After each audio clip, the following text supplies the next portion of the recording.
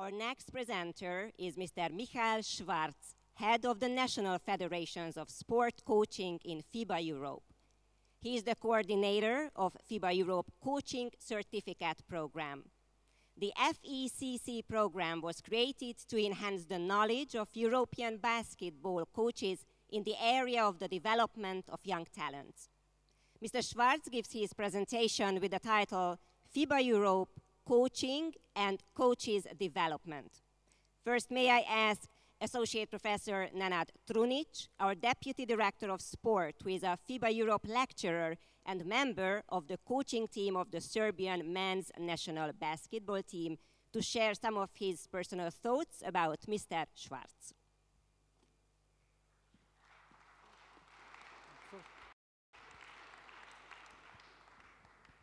Good morning, everybody. First of all, I should say thank to all of you to come here to have a part of this conference, because this conference is invented to be synthesis of practical and scientific approach to the basketball. So I should use the occasion now to present Mr. Michael Schwarz, because 10 years I'm working with him.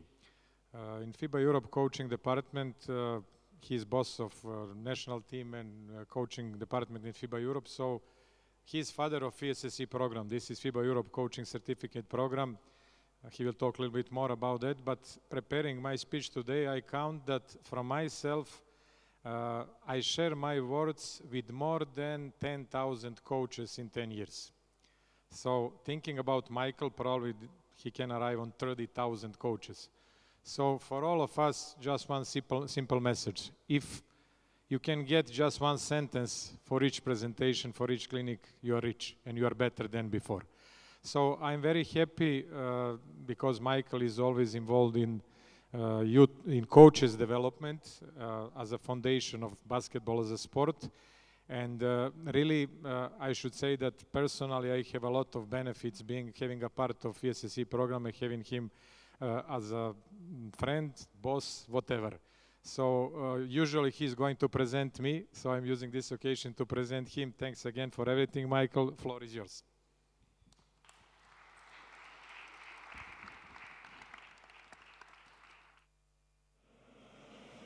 Okay, whenever you are ready, I'm ready. So please take a seat, and then we can start. I don't have a whistle, so usually that helps.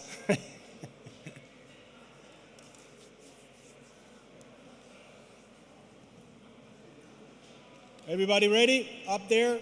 Hello, hello, hello. Okay. So, Nenad, thank you for your kind words. Again, thank you for having me, letting me talk a little bit about coaching, about what we do in the coaching department. Despite the fact that I've been coaching on national team level, club level, I've been playing professionally basketball, I see myself more as an organizer, as a coordinator, as an experience sharer. Like Nenad said, I met probably every coach there is in Europe, had the chance to talk to them, have the clinics. And today I want to give you a little bit of, one of those stories, one of my experiences, share a little bit of the topics I also share at the FECC, which I will explain you a little bit later, but which I also teach at university level on leadership. So I give you a little glimpse of what we are doing so you get an idea, and hopefully also there are some, like Nenad said, one or two things that you can take home with you and use for your own coaching philosophy. We will see. So end of last year, I went to a game, and I was accompanied by a young coach, and we were watching the game. After the first quarter, he turned around and said, Mr. Schwarz, can I ask you something? What are the ingredients? What do I need to become a good coach? Now, I looked at him and I said, well, you have already one of the most important questions, and a very difficult one too. What do you think? What do you need to become a good coach? He turns around, he looks at the court and says, well, I think you need to be dominant coach, very energetic. I think you need to be strong present. And I looked at him smiling because I look at the court. I see two coaches getting at each other, screaming at their players, at the referees, at their fellow coaches, being very verbal, being very dominant, aggressive out there. And I said, okay, why do you think you have to be like this? Why do you have to be like this? Or why do you, I think, okay, players need some clear guidance, some strict way to go, otherwise they fall apart. They need the leader up front to tell them what to do.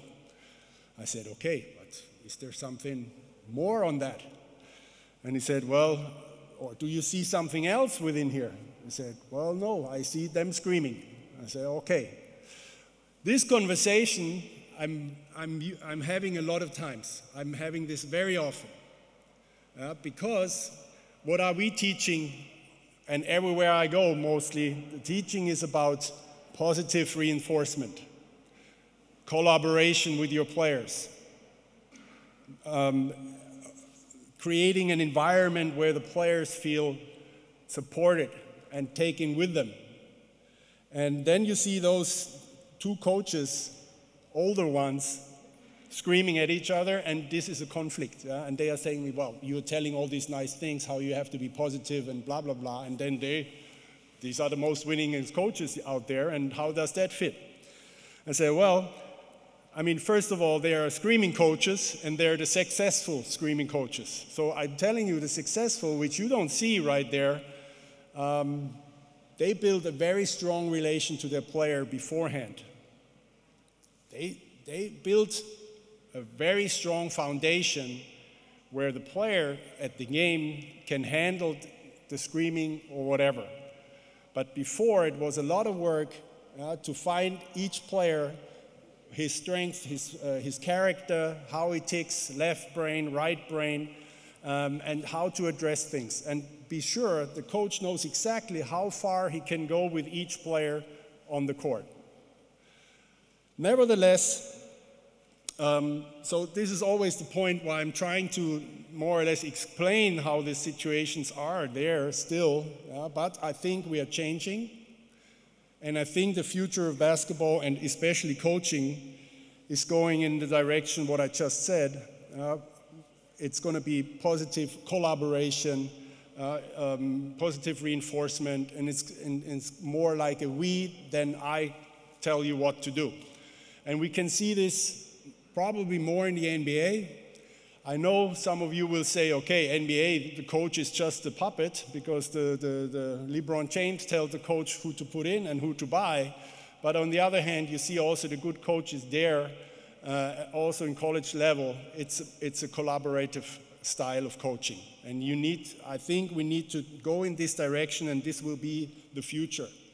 If you maybe also watch soccer, I don't think you see many screaming soccer coaches out there.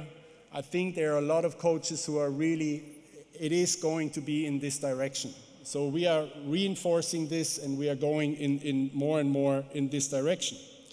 So, but so we talked about this player-coach relationship, and I want to talk a little bit, okay, what is the ingredient for this player-coaching relationship? And I think one of the most important things of the whole thing and why we do all this is to gain the trust. We need to build up trust to our players. We are not in a company where we say, okay, do this and this, make a good performance, you get extra money. We are in a field where we ask our players to give 110%. And they say, yeah, coach, I go all out. Okay, you're going to lose the game. If you don't have the players behind you 100% or 110%, because you build up the trust, because they will follow you, they will do everything to win this game for themselves, for the team, for the coach. This is a different story, and this 10% is so much work and so much building trust that you need a lot of time and effort for this. So now, okay, what else? So then we continue talking. I mean, I'd use the time not in this quarter to explain everything what I'm telling you, but at the end also we're coming to the point, okay, but can anybody, well, what are the other ingredients I need? And is everything you as a coach, can I learn everything? Can I go out there and I come, make the coaching clinics, make the licensing course, go to the university, learn everything about biomechanics, about medicine, sports medicine, blah, blah, blah. Can I be a good coach? Or do I need also some abilities? Do I need some talent? Do I need something which is my character to become a good coach? And also, big discussion. And now here I'm my experience. It's not a scientific approach what I'm doing, and it's not but what I've learned and experienced, I think there are abilities, talent. You need certain characteristics to become a good coach or a great coach, and there are things to learn. And so this is always the discussion, and usually I would ask you now, what do you think a coach needs? And is it a talent or is it a skill you can learn? So to make this today shorter, I will go through my experience and my opinions about it. And I think one of the most important things to have is empathy. Not sympathy. First of all, we want to work with people. That's number one.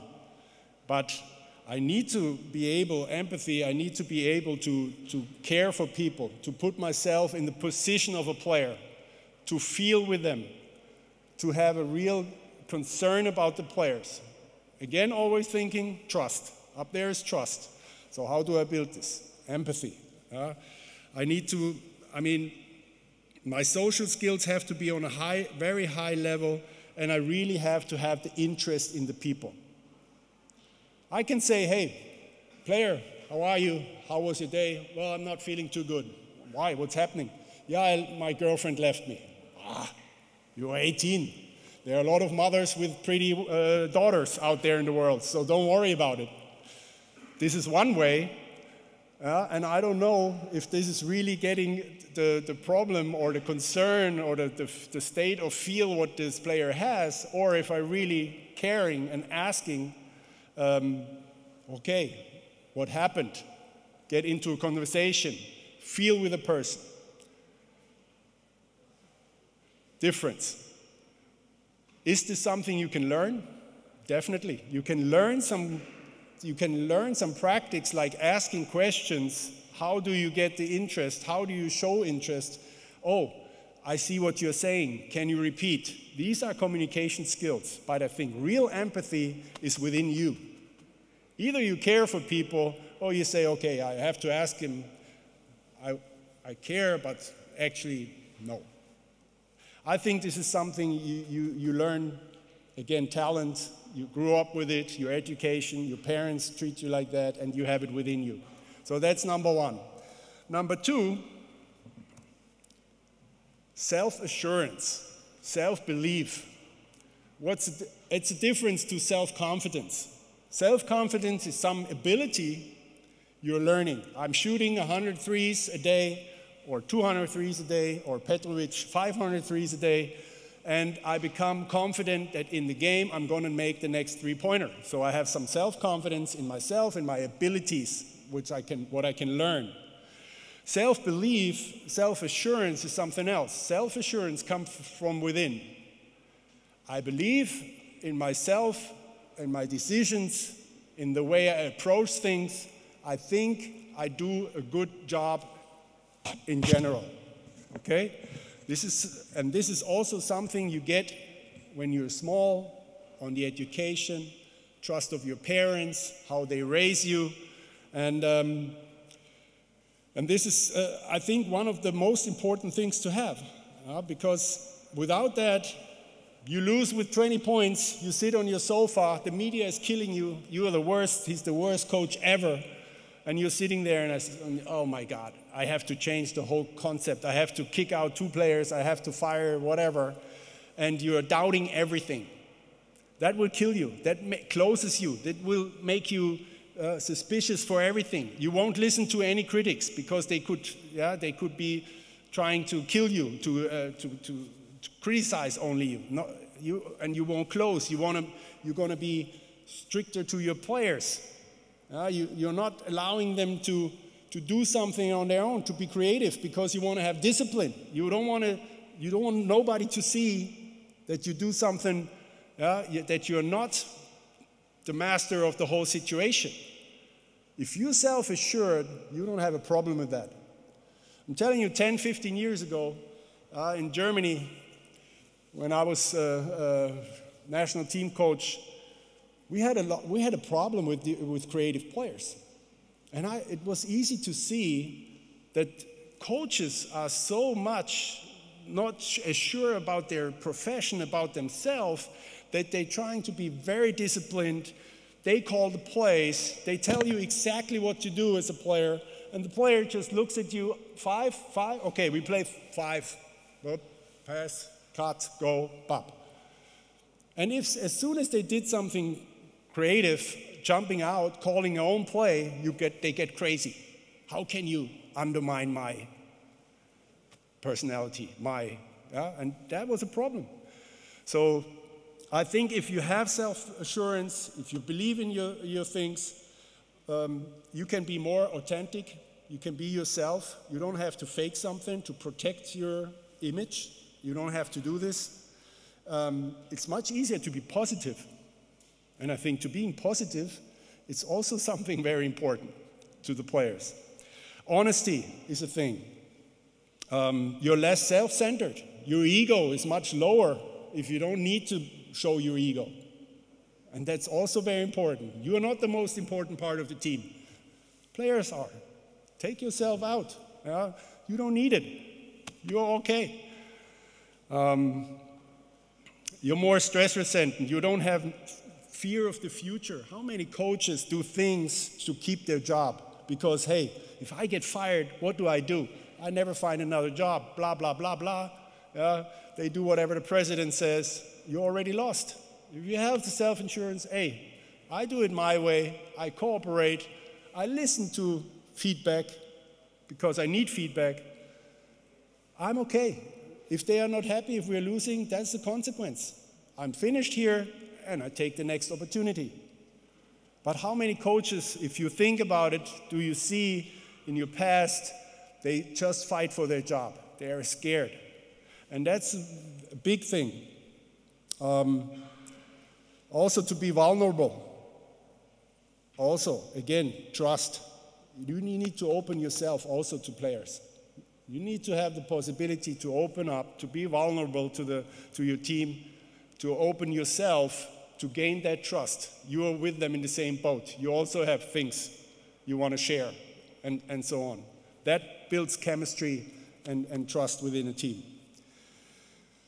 So these are two important things to become a coach, and I think both of them are you already have or you don't have.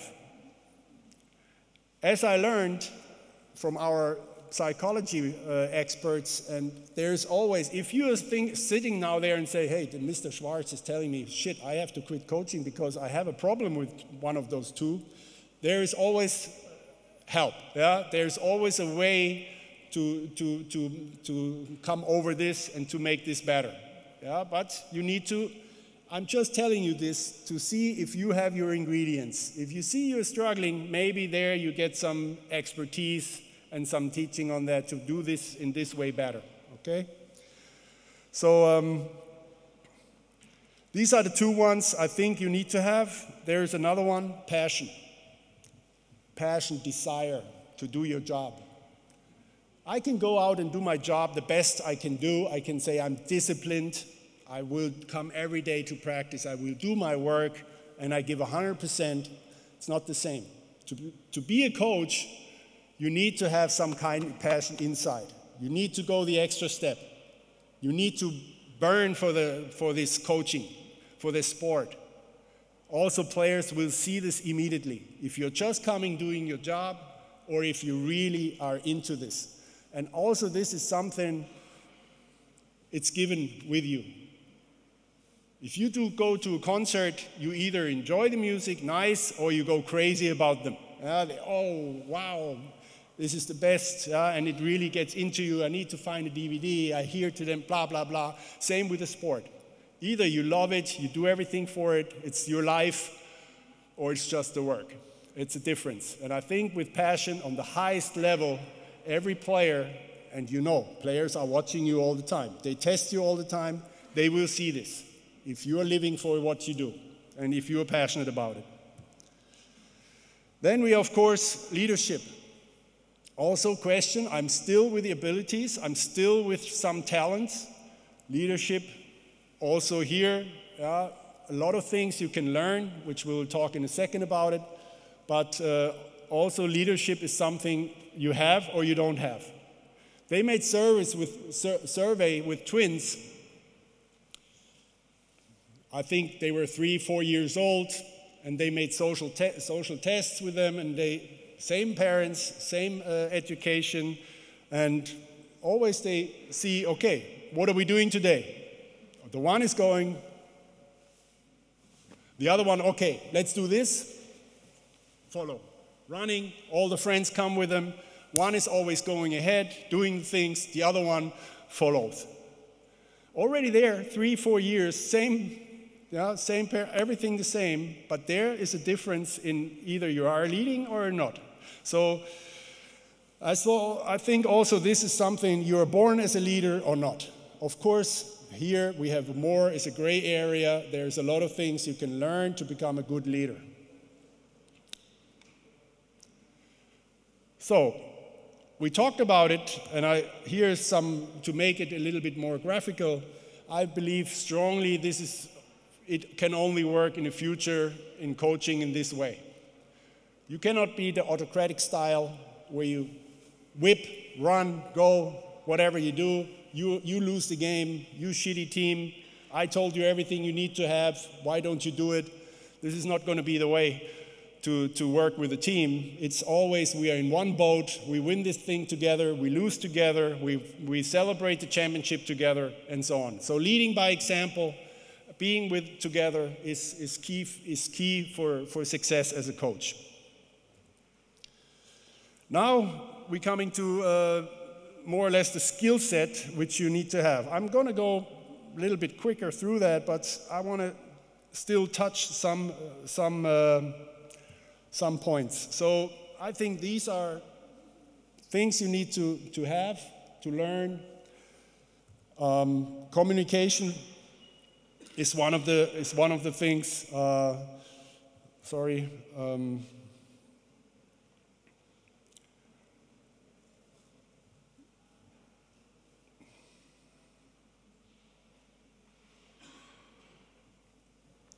So in communication, we have a lot of different aspects. And there's a lot of things you can learn about communication. One of them is like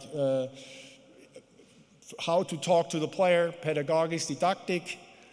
You always have to keep in mind your perception of things. How do you talk to the player? And I say there's a green light and he sees a red light. How do we find a common ground? How do I see that he understands what I mean? For example, coach is saying here, these are 4 pieces. I see 4, player only see 3. Same thing, different vision on that. You need to be aware like this, that's why I asked for a microphone, a clip-on or a headset, because talking to you, I don't know how much you get of my speech here, because communication is only 7% is what I'm talking to you. 55% is how am I moving? Do I jump on the chair? Do I run around here? Do I keep you active? Do I keep you with me? Pitch of the voice, the pitch of tone. How do I talk? How the breaks? How am I louder? And so on. So this is very important also to know as a coach. The good thing about us, we are in a gym, we are moving the whole time anyhow, so this helps already for the body language. But for me here, I don't feel too comfortable just standing So I need to try to keep you awake and interested with maybe more breaks and more pitch of voice. Another thing is criticism versus feedback. I had the experience that coaches tend to criticize a lot. I told you to do this. That's so. I think criticism and feedback is different approach. Criticism always focus on what we don't want. Feedback is what do we want? Being positive. That's what we want to do. Let's do this. Don't say don't do this. You know, don't foul. Foul. Criticism is focusing on the past. What happened? Timeout. Why did you do this stupid pass? Coach, doesn't help anybody in this situation. We want to know what's in the future, what we're going to do, what's next, what's in my career. I know I did this wrong. We have to go on and we have to move forward. We don't want to focus on the weaknesses, to always express weaknesses. You need to work always on your left hand. You did this bad. Focus on the positive. Focus on the strength. This is what you do good. Let's work on the even more. You made 8 out of 10 threes. Let's work tomorrow 9. Yeah? And then also we work on the left-handed layup or whatever. Okay?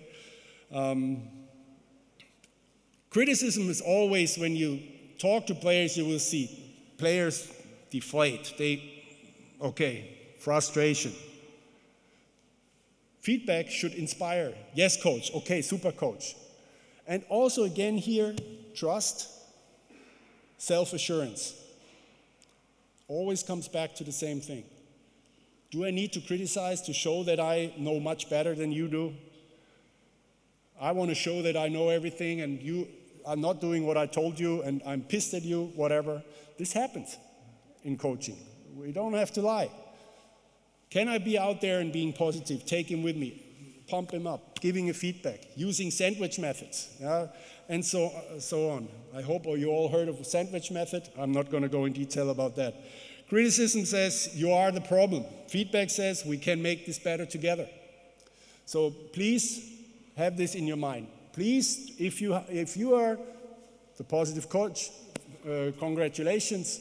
If you are still finding yourself to be a little bit too much criticism, then please try to change. Okay, one of the most important things is to be a good listener. Taking it by Wilson Misner, a good listener is not only liked everywhere, but he also learned something. If you always put your 2 cents in it, you always tell your opinion, but you never hear something back. So it's a win-win. You listen, they like you because everybody likes to talk, you're a good listener, and you also learn something on the side. And people want to be heard. Give the players a chance to let them talk. Don't tell them, so that's what you're going to do. It's not a monologue, dialogue. Be a better listener in the future. Okay, then some other things shortly. Analytical skills. I found it very hard when I was coaching to be a good analyst of the game. Standing there, watching a situation, what do they play? What is that play called? 5? Why are they killing us on that baseline exit? Who's setting the pick? Okay, this is the situation. So analytical skills is really a skill set which can be learned, but it's not within you right away.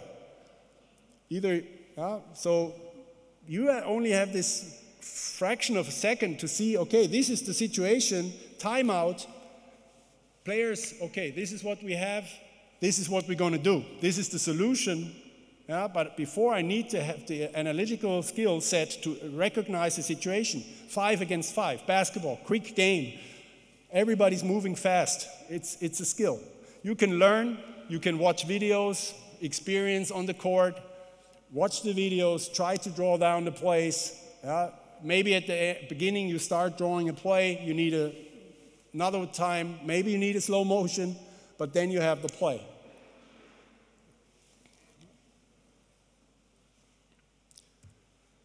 Organizational, okay, planning is a must. Yeah, also this, when I show you a little bit later, the coaching website was more or less, I created that website in 2007 exactly because of that purpose. If you go to practice, you need to have a purpose of the practice and you need to be organized for the practice. You cannot come to a practice deciding what to do. Or going with the kids. You have 20 kids there running. You make teams. So you go there. You are white shirt, red shirt. Meanwhile, the big guys beating up on each other. And you lost the whole concentration and the time of the players. So be organized. Put your things together. That's not only for the game. It's the season planning. You should have a plan for the season. And so be on time, organize your staff, organize your organization, make sure everything is on place and you organize everything. Technical skills, usage of equipment. You need to know how to use the scouting report, how to use the videos, how to use the symbols. This is a big topic for me. If I see coaches drawing on the coaching board for the players, and sometimes I just cannot believe it, because even if I watch it then, I said, I don't know what the hell you're drawing there. Offensive players, X's. How many balls? Where is the ball? So now, okay, you only have circles for the offensive player. So now we move there, there, there. Next page. So now you are here, here, here. You still have circles. You don't know the hell who's running where. So offensive players, always numbers, for example. So you need to make sure that you know that your players follow you. How do you hold your coaching board in front of in the timeout? Straight up. Like this. Did you ever think about that? You need to put your board so the players can exactly see on which basket they are playing when they come to the court. A survey showed from the institute in Cologne, the sports university in Cologne, that 20% of the information gets lost if you hold your board wrong and write the details down. 20% is what? One player is missing the action. You go out, everybody, 4 players are on the right spot, 1 player is somewhere else. So all these little things you need to know. This is all part of technical skill set, I call it, what you need to know. Psychology skills, okay, player assessment. Laszlo was already talking about this. How do you build your team? How do you build the team chemistry? How do you, do you always need the 10 best players you have, or do you need something else in the team? And so on. So, how is the relation? You need to get the leaders behind you of the team. You need to solve the problems within the team. You need to be motivational. How can I be? One very nice example I had, and you need to be creative on this. Motivation doesn't always mean let's go, let's win, let's fight. Come up with ideas. Once I learned, Coach Bauermann, I don't know how many of you remember him. He's still coaching, and he was the national team coach. I think back then he was Leverkusen. He's the most winningest coach in Germany. And they were trailing by 20 points, halftime. He goes in the locker room and didn't say a word and said to the physio, put the bottles together. So he looked, put the bottles, put it here. So trainer takes the bottles, put them on the floor, 12 bottles. He's standing there, looks at the team, and he goes, bam! Kicks at the bottles fly freaking everywhere, hit one player, water splashing on the wall, everybody like, okay. He looks at them and says, put the bottles together. Trainer collects the bottle, put them now in the box, in the cage box, where you put the carrier, put them in the carrier. So you put the bottles in the carrier, he goes again, bam, kicked it, whole carrier, ran through the door, to the door, Bottles were all in the cake, in the carrier. That's how I want you to play. You should be together. Whatever happens, whoever kicks you, you're like one team, not like these loose bottles. I thought that was very impressive, and the players were like, wow, yeah, they understand the message, and they won by 20, which was a good incident, and that's why I tell you the story, because it was a successful story. But things like this, you have to come up with ideas like that, okay? Okay, knowledge of the game, clear. You need to know what you're talking about. One advice, if you're not sure about something, be self-assured enough to say, you know what, this is a very good question, let me answer that tomorrow to you. Don't try to say, okay, I know everything, and say something wrong. This is not working nowadays, and didn't work before, it's not going to work now, even more doesn't work now, because players can check immediately and say, hey, coach is telling bullshit. And this is going to be staying in the brain of the player. If you say, I tell you tomorrow, much better. So knowledge of the game, of course, you need to have all the knowledge. You need to read, you need to watch video, you need to go to clinics, you need to know what you do in the games, you need to manage the team, you need to know when to call the plays, you need to know how to handle the referees, you need to learn about the opposition coach. What is he, how is he reacting? Is he going to switch from man-to-man into a zone defense for one situation after a timeout? Blah, blah, blah, blah. Yeah? But these are a lot of things which all comes to know the game. Additional skills, as we said before, you should have knowledge about medical, strength and conditioning, nutrition. You should know about prevention. You should know something about anti-doping. Of course, I mean, the lower you coach, the more you're alone and the more you should know about these topics. The higher you get, you have all your staff. Ideal, we are in this environment. Like Laszlo is saying, I just have to manage all the experts. Yeah? But even on this level, he needs to know what they are talking about, because he needs to decide what makes sense and which doesn't make sense. So you should also have knowledge in the other fields. Now, coaching philosophy. We talked before about it. That's always a very common question. How about coaching philosophy? How do I build my coaching philosophy? And I liked, when was it, in 2020 in Israel, when Coach Igor Kokoshkov was with us, and he was starting, and he had that topic, and he was saying, you know what? I mean, me as a younger coach, I have opinions. Coach Pécs, he has a philosophy. So coaching philosophy is something you learn on the way through coaching. You build up your philosophy, and probably it will never end.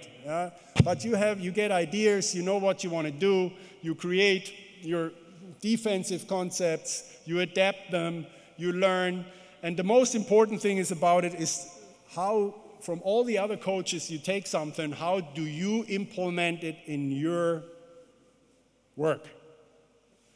And I can always only give you the advice, and there's no clinic and no session without the words of John Wooden. If you try to be somebody else, the best thing that can happen to you is that you're only second best, because you're only imitating. So try to create your own story, try to create your own philosophy, and I think then you're going to be successful. So, coaching as a profession, this is tough for me to talk also, because it could be deflating, but actually this is a very severe topic and interesting topic. What is the coaching as a profession? What is our profession as coaching in the society?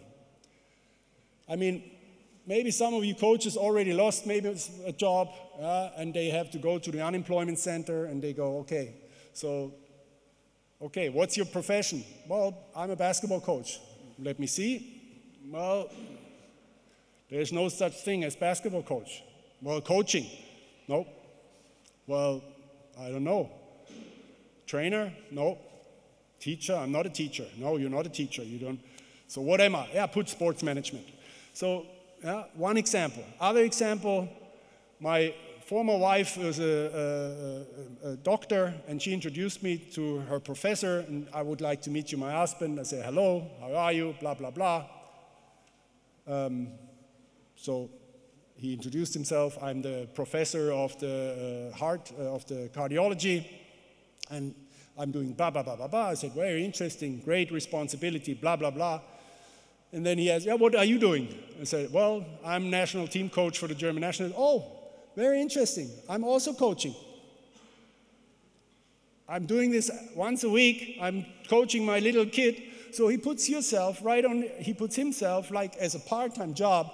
I'm also a coach. So what are you? Nothing. You could read it like this. Yes? So separating us as coaches, as a profession, and as a volunteer who is working with players and spending his time, this is a thing we have to really work on. And there are, I mean, the EU is working on it. Yeah, there's a big discussion. How do we get coaching as a profession recognized? And so first of all, we have this problem. Then, of course, our job is one of the most difficult jobs there is. Period.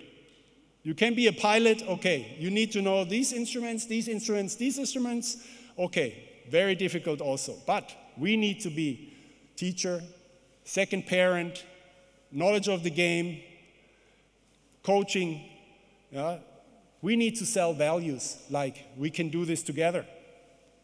We have to help each other. Only us together we will do something. We will be successful. Who else is showing this in society? We only see the he's and we's and she's who are doing successful egos.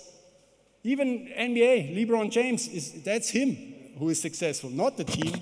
And we are creating values. We have a really hard work to do, and it's a lot of topics. And what do we get paid when you're coaching in junior team? 500 euros. Yeah? So also this, very hard to accept. Now you have a player, 18, superstar. I formed him. I spent last 5 years of my time to develop him, to make him a great player. Coach, I signed with Bologna. Thank you very much for everything you've done. See you later. I'm gone. Okay. So hard, it's really hard. And for me, that's why it's also, and I'm coming back to the passion, desire, the intrinsic motivation you're going to have, and you must have to do this job, is very high. If I see a kid making a layup for the first time, or making his first three-point shot, or a player who scores finally, he gets 10 rebounds in the next, that makes me happy. That fulfills me. And that must be very strong to go through all this. And with all this, maybe you end up being one day, you're going to be a Laszlo, you're going to be on the top, and you're making $1 million somewhere. I wish you all that. And also, I'm also here to say that I hope, and I will show you now, the programs we are doing, that we will create an environment and a coaching as a profession that we're going to have in the future coaches for young development. That you don't have to go say, okay, I start with the juniors, I'm an ex-player, I start with the juniors, I do them first, then I learn. My goal needs to be first division somewhere because I want to make money. That shouldn't be the goal for the future, and we are working strongly on it. And so in the future, we're going to have jobs also in the youth departments where you can make a living off. And we are going in this direction. A lot of federations are doing this already. They are hiring coaches who get good money to work in the academies, to work on in the farm teams of the first division teams. And I think this is the right way to go. And there will be jobs out there. So don't always think about first division. Maybe you think about, okay, I become the best youth development coach I can be. Because there will be jobs. So, last thing for this part, I think networking is a big word, but it's one really important for another very important topic. Networking for the coaches is a must. You need to go out, you need to show yourself, you need to communicate, you need to be seen. There's not so many jobs out there, and there are many coaches. Without you making networking, and they know about you, and you have a good network, it will be tough. In any profession, but coaching even more.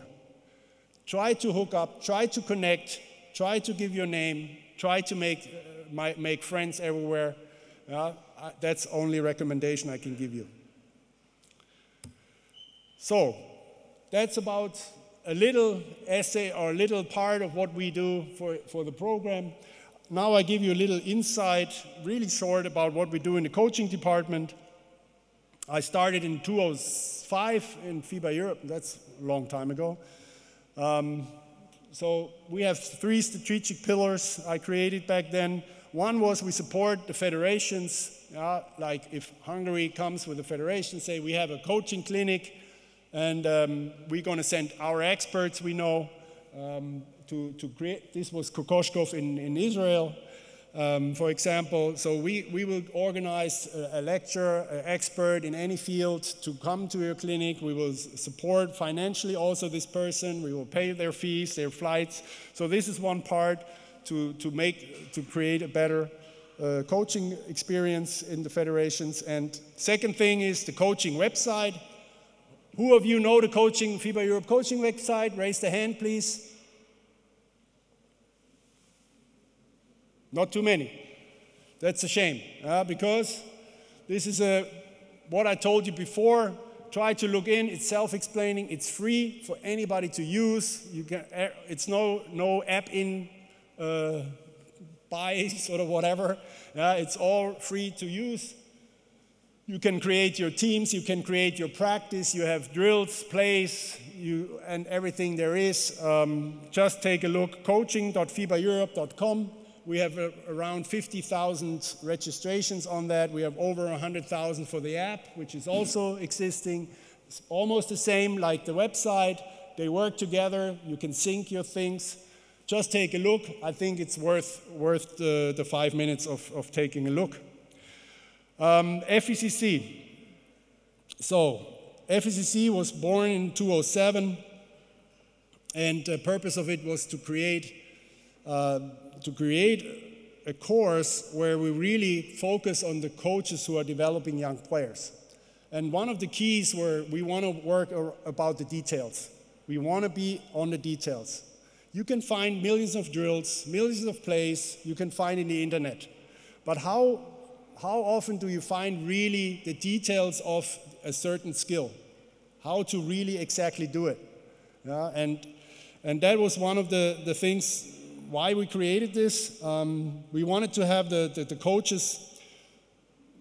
We are doing this event at the European Championships of the Youth. Let me go one further. So here it is. It's 3 years.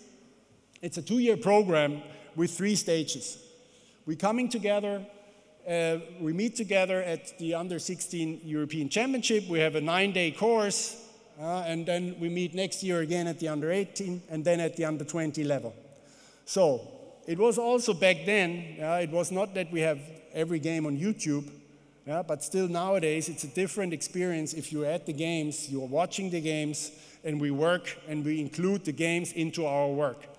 The FECC is not only me talking, experts talking, but it's a lot of workshops. For example, here one part would be, okay, Nenad, you're going to have number 8 from Russia. You go watch the game, you get the videotape. I want to know his strengths and weaknesses. Next morning, you're going to sit in front of the panel, spectators, the other coaches in the back. You need to present in English. We want to put a player there, imaginary player, and you're going to talk to this number 8 of Russia. So you need to know the strengths and weaknesses, technical abilities. You need to know how to talk to this player, psychological, sandwich methods. First you say good, then what's things to, not criticism, but things to improve. Then you finish with good things. How do you talk to this person? How do you sell it to the player? And for example, this is one workshop where we use and only one part. So, and then in the next year, so it's also seeing talent, how I'm having a player in my community, he scores 20 points. I have the next Dirk Nowitzki. But how do you know? Well, he scores 20 here in my region. Okay. You have to compare to the level of play at that moment. Yeah? You need to see what is the level at this moment. So come to European Championship, see what the 15-year-old is doing on a 15-year-old level and how they progress until they are 20. What's the state of the art to be the top player in Europe at this age group? Now you can go back and say, hey, we have a long way to go. You need to learn this. Okay? So that was also the initiative. But I think at the end of the day, I see some of the former graduates of the FECC also there. I think if you ask them, they will, I hope they will say, but at least it looks like it, they had a great experience, but the best was the contacts and the meeting the other coaches. We had a record number of 42 federations nominating their coaches for 50 federations we are for FIBA Europe. So 42 federations, we're not having Liechtenstein, we're not having Monaco. Okay. But all the other federations sent, and we only have one. That's the bad news for you guys if you want to come. Only one place for each federation in one course. So it's a very exclusive course and tough to get in there. But if you're in there, we have a maximum of 60 coaches. Also there, we want to be exclusive. We want to have time. Everybody gets to talk in front of the panel. Everybody gets really a look of us. So only one person can go. And of course, they will tell you that this connection, this networking there, these international contacts we made were fantastic. And please try to talk to Željko or some of the guys who were at the FECC if you want to know more about the experience they had. So let me go. So a little bit, this is, again here, I already put this together. A lot of discussions, we sit together, we have the experts like Nenad, like Janes are coming, we have Pécs, we have Igor Kokoshkov, we have Pablo Lasso, we have these different coaches, Arik Šivek, they are all, we have experts from psychology, pedagogics, we have strength and conditioning experts. So they are giving all their experience. They sit down with you in small groups, 10 people. You can ask them all the questions you want. You will have the workshops. And we are happy about the program. It's still running, and that's also something they always, at the beginning, they were asking, if I come, what kind of license do I get? Can I coach world championships? I said, no, this is an extra qualification. Like in any other profession, you need to make extra qualifications for your vita. And my goal was, over the period of time, that the FECC will become a name, national federations. Now I experience that they not hiring because you have the highest level of coaching in the country, but, oh, you made FECC. That makes a difference for us. We are choosing you for a youth development program. So this was the goal, and I think after 2007 to now, 15 years, we've become a long way, and I'm positive that it's a good experience. So let me show you a little bit what the coaches said, if I can manage this. Give me a second.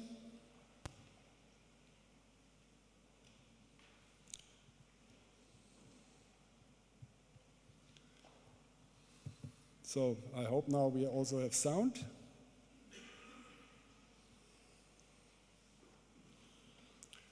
Don't worry, at the beginning there is no sound, but now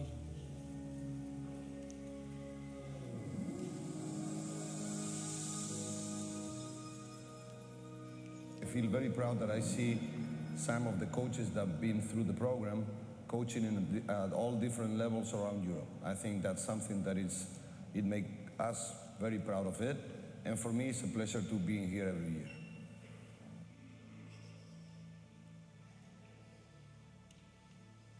My impression is that the coaches that are coming all over Europe, and some of them are not even from Europe, coming with a lot of motivation, and with a lot of energy, and a lot of open mind to learn. You know that yesterday we saw on the lobby of the hotel groups of people at 12 o'clock at night sitting on their computer after a long, long day. I was really impressed from that, and I can give them all the compliments for that. I think the most exciting part of the FECC is having the chance to work with top coaches, have the chance to listen and learn, but most important, we have the open discussion when you get the opportunity to interact with them. If there's a chance to go to FECC, you must definitely take it, because not everybody can come here, and it's a privilege and great learning experience.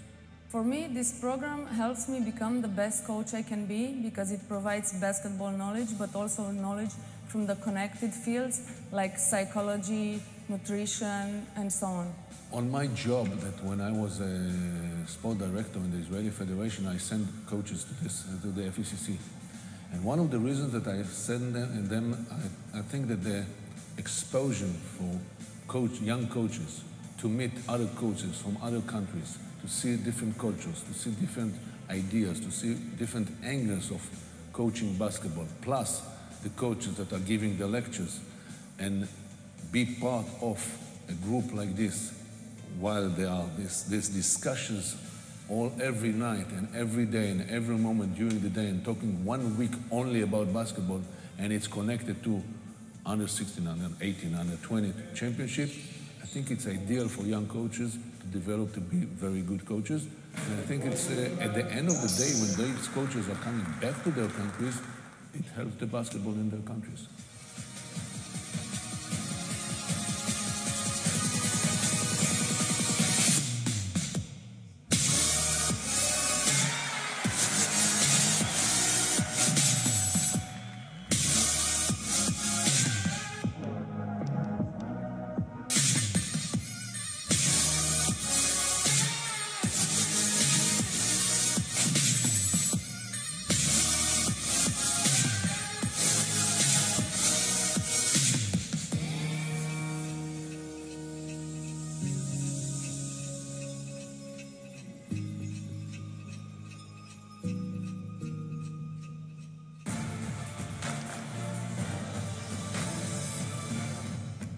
Okay, so much for my presentation. I hope you could at least take a little bit of what I said. I hope you didn't fall asleep. You will have a break now too, I think. I don't want to take it ahead, but if you have questions, we have 5 minutes to go. If you have anything to ask, you may ask. If not, I think, do I see anybody? No, as usual. Okay, so thank you very much.